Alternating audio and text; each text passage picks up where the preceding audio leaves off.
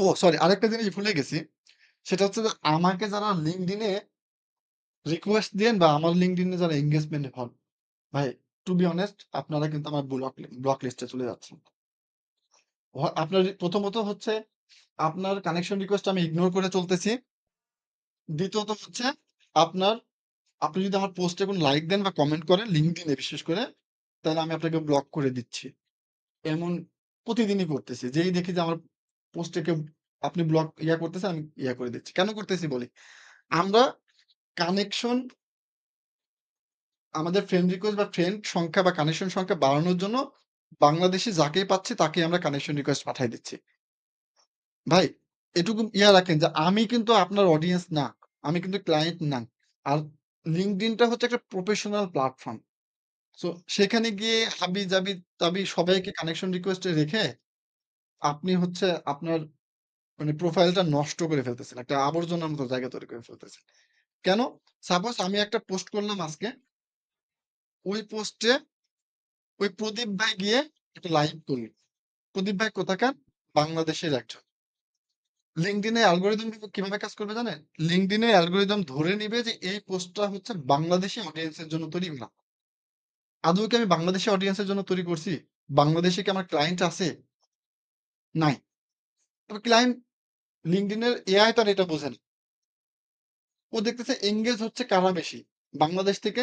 So আমার পোস্টটা Bangladeshi audience এর কাছে সাজেস্ট করবে সবসময়। সো আমার রিকোয়েস্ট থাকবে LinkedIn এ পোস্ট করবেন।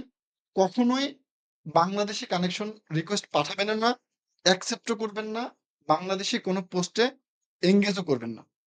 লাইক, কমেন্ট কোনো কিছুই করবেন না। যদি করেন তাহলে মনে করবেন যে আমি তো ভাই ১ম এর দিকে ভুল করছি। আমি Facebook এ পোস্ট করে বলতাম যে আমাকে LinkedIn এ কানেকশন রিকোয়েস্ট পাঠাও। কারণ তখন আমি বুঝতাম না। যতদিনে বুঝতে শুরু করলাম যে LinkedIn এর অ্যালগরিদমটা এভাবে কাজ করতেছে, ততদিনে আমার মারা খাওয়া সারা। সত্য কথা। আমি এখন যতই ব্লক করতেছি, ইগনোর করতেছি, ধরে আ আ ব্লক করতেছি, লাভ হচ্ছে না। সো আজকের পরে থেকে যদি আপনারা আমার ফ্রেন্ড লিস্টে এমন কেউ থাকেন যে না LinkedIn এ গিয়ে আমার সাথে এনগেজমেন্ট করার চেষ্টা করবেন, তাহলে ভাই এটা আপনার জন্যও ক্ষতি প্লাস আমার জন্যও ক্ষতি। সো রিকোয়েস্ট থাকবে এটা কেউ করবেন না। এবং আপনার কানেকশন রিকোয়েস্টেও এমন কাউকে রাখবেন না যে বাংলাদেশী। সত্য কথা এটা শুনতে খারাপ লাগে। তবে এটা মানে খুবই ক্ষতিকর। যারা LinkedIn নিয়ে পড়াশোনা করছেন বা রিসার্চ করছেন তারা এটা জানেন। ভাই তাহলে এখন যাদের ওই যে আমাদের যাদের কানেকশন আছে মানে পুরাতন অ্যাকাউন্ট এগুলা তাইলে এখন কিভাবে ওইগুলা কি সব ডিলিট করে দিব তাইলে? আস্তে, আস্তে রিমুভ করার চেষ্টা করেন। আমিও করি যেটা। আস্তে, আস্তে কানেকশন রিকোয়েস্ট গুলো রিমুভ করার চেষ্টা করেন।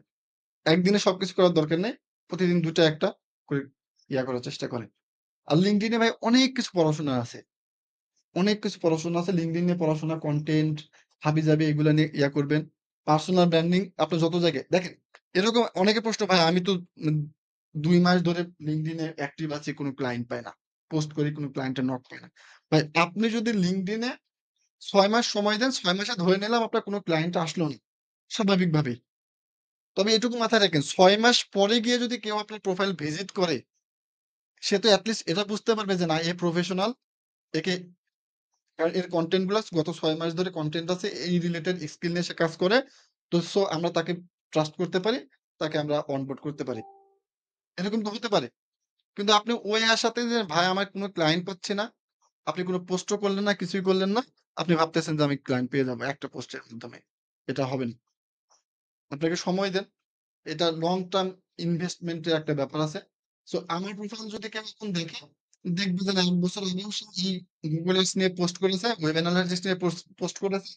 তার মানে সে এটা নিয়ে এটাতে এক্সপার্ট। স্বাভাবিকভাবেই সে আমাকে পছন্দ করবে, আপনাকে করবে না। বা আমার সাথে আরো আগে যে সময় দিচ্ছে, তাকে সে পছন্দ করবে, চুজ করবে। আপনাকে করবেন বা আমাকে করবেন। আচ্ছা এবার বলেন, কার কি প্রশ্ন? আমি উত্তর না দিতে পারলে আসসালামু যারা বড় আলাইকুম। ভাইরা আছেন তারা একটু উত্তর দেন ভাই, হ্যাঁ? আসসালামু আলাইকুম। ওয়ালাইকুম আসসালাম ভাই। ভাই ১ম এই কৃতজ্ঞতা জ্ঞাপন করছি আজকের এই সুন্দর একটা সেশন আমাদেরকে দেওয়ার জন্য। তো আপনি সেশন দিবেন এই পোস্টটা পাওয়ার পরে বেশ কিছু প্রশ্ন আমি এখানে নোট করে রেখেছি। তো আমি আপনার আ YouTube এর ভিডিও দেখে আমি অলরেডি আপনাকে একবার মেসেজ করা হয়েছিল। আমার মেসেজের উত্তর আপনি দিয়েছেন। সেজন্য আরো একবার কৃতজ্ঞতা প্রকাশ করছি। তো আমি প্রশ্নগুলোয় চলে আসি। আমি Upwork a rising talent batch পেয়েছি। আমি সার্টিফিকেট গুলো ভেরিফাই কিভাবে করতে হয় সেটা আপনার ভিডিও দেখে করে নিয়েছি। এখন আ কিছু বিষয় আছে, যেমন লাইসেন্স এড এর বিষয়টা আমার একটু আ ধোঁয়াশা আছে। ওখানে যদি একটু করে মানে কিছু বলেন। তারপরে পোর্টফোলিওর বিষয়গুলো কিভাবে সাজালে আমরা নতুন অবস্থাতে ক্লায়েন্টের ক্লায়েন্ট আমার পোর্টফোলিও দেখে যেন স্যাটিসফাই হয়। এ বিষয়ে যদি কিছু কথা বলেন। তারপরে হচ্ছে সবচেয়ে বেশি যে সমস্যাটা ফেস করছি সেটা হচ্ছে কভার লেটার। আমি যখন কভার লেটার লিখছি, আমি গত কয়েকদিনে ৪ টা জবে এপ্লাই করছি। তো আমি ১ম জবে এপ্লাই মানে এখন হয়তো আমার জবগুলো চুজ করতে কিছুটা ভুল ছিল। এজন্য কোনো রিপ্লাই বা অন্য কিছু পাইনি। তবে আমার বোধহয় আমার মনে হচ্ছে কভার লেটারে কিছুটা আমার আ কারেকশন দরকার। আমি এখানে একটু আ সমস্যা ফেস করতেছি। ৩ নম্বরে তারপরে হচ্ছে টেস্টিমোনিয়াল এর একটা পার্ট আছে। আ এখানে একটু আমাকে একটু যদি কিছু বলেন। এরপরে আছে যে how to add or publish agency account. এখানে কিছুটা এ এই বিষয়টা নিয়ে কথা বললে আমি একটু খুশি হব। তারপরে হচ্ছে স্পেশাল অ্যাকাউন্ট এগুলা যেগুলো আছে, তারপরে আপনার জব এপ্লাই এর বিষয়গুলো একটু যদি কাইন্ডলি বলেন। আমি আপনাকে ১ম এ অনুরোধ করব যে কভার লেটারটা নিয়ে কিছু বলতে। আচ্ছা, কভার লেটার নিয়ে বলতে কভার লেটার, পোর্টফোলিও এগুলো নিয়ে একসাথে বলি। সেটা হচ্ছে যে